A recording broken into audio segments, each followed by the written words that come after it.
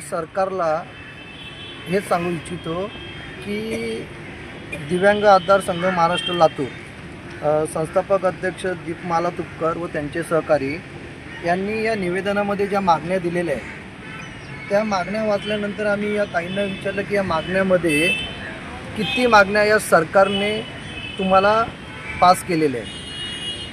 तर त्या ताईंनी सांगितलेलं की या निवेदनामधल्या बऱ्याच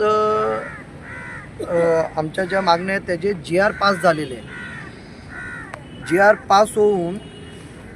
GR पास झाल्यानंतर तरीसुद्धा या माझ्या दिव्यांग बंधू आणि बांधवांना आणि भगिनींना GR पास होऊनसुद्धा त्यांना त्यांचा मोबदला भेटत नाही आहे.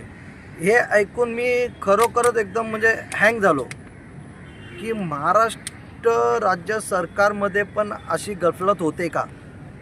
यांना GR पास होऊनसुद्धा यांना यांचा मोबदला भेटत नाही आहे. आमदार निधीतून जी काही त्यांना 5% अनुदान भेटला जातो तर तिकडले आमदार त्यांना बोलतात की आम्ही तुमच्या संबंधित ग्रामपंचायतांना किंवा ज्या ज्या ठिकाणांना अधिकाऱ्यांना द्यायला पाहिजे ते आम्ही अनुदान देतो. मग हे अनुदान जातं कुठे.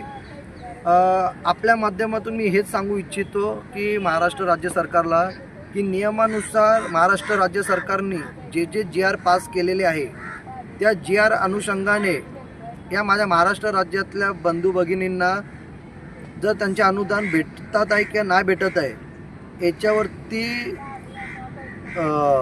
नियंत्रण ठेवून व याची पाहणी करून त्यांना योग्य न्याय मिळवून देण्यात यावा.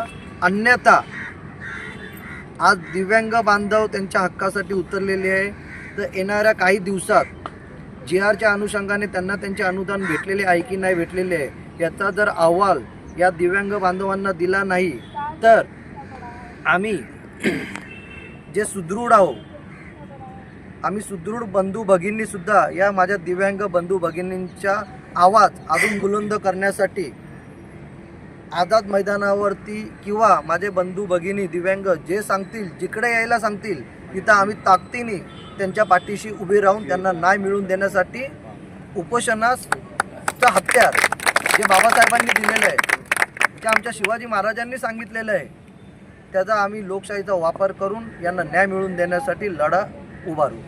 कारण असं आहे की आज आपल्यावर होत असलेल्या या अन्यायाला कुठेतरी वाचा फुटली पाहिजे, कुठेतरी सहकार्य मिळालं पाहिजे आणि या सहकार्याने सरकारने यावरती कुठेतरी जातीनं लक्ष घातलं पाहिजे.